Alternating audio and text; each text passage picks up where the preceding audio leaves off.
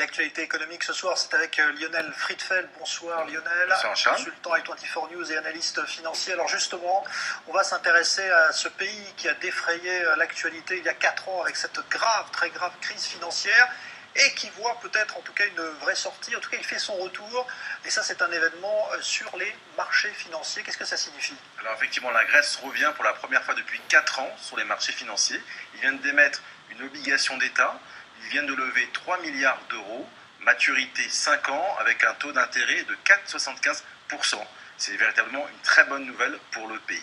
Alors ça veut dire quoi? Ça veut dire que la crise est finie ou pas concrètement? Alors effectivement, c'est un très bon signe. En tout cas, le gouvernement grec a mandaté plusieurs banques, dont des banques d'affaires américaines, Goldman Sachs, JP Morgan, Merrill Lynch, Bank of America, HSBC et puis Deutsche Bank, justement pour émettre ce bond. Donc ils arrivent à lever de l'argent sur le marché. Ça veut dire que la confiance des investisseurs revient en Grèce.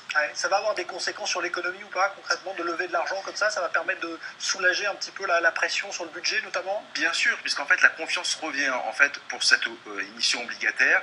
Il y a eu plus de 20 milliards d'euros en fait de demandes de papier, mais l'État grec a simplement donné 3 milliards d'euros. Donc en fait, qui sont les investisseurs? Principalement des investisseurs étrangers, des hedge funds, des fonds d'investissement et des fonds spécialisés dans ce qu'on appelle la dette souveraine.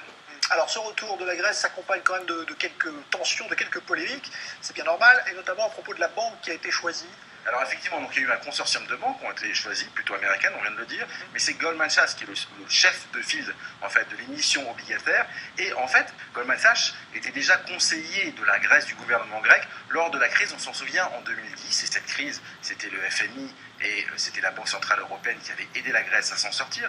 Mais Goldman Sachs avait eu un rôle assez trouble, puisqu'en fait, c'est elle qui avait un petit peu maquillé les comptes de la Grèce pour faire rentrer la Grèce, notamment dans la zone euro. Alors en tout cas les commentaires aujourd'hui sont plutôt optimistes, le FMI et notamment sa présidente estime que cela va dans le bon sens, en tout cas la Grèce va dans la bonne direction, et Angela Merkel qui n'était pas tendre avec les Grecs il y a quelques années, elle vient à Athènes en visite officielle demain pour justement montrer que cela va mieux. Il y a quand même aussi un contexte électoral dont il faut parler. Tout à fait, il y a une polémique en Grèce. En fait, le gouvernement grec, certains critiquent disant qu'il y a cette émission obligataire pour montrer qu'après le Portugal, après l'Irlande, la Grèce revient sur les marchés financiers. C'est pour montrer que le pays est en état de marche, mais c'est effectivement à des fins électorales. Il y aura des élections en mai en Grèce. Merci beaucoup Lionel Friedfeld, donc analyste financier consultant sur i24 News. En Inde, première grande journée de vote pour ces élections législatives marathon.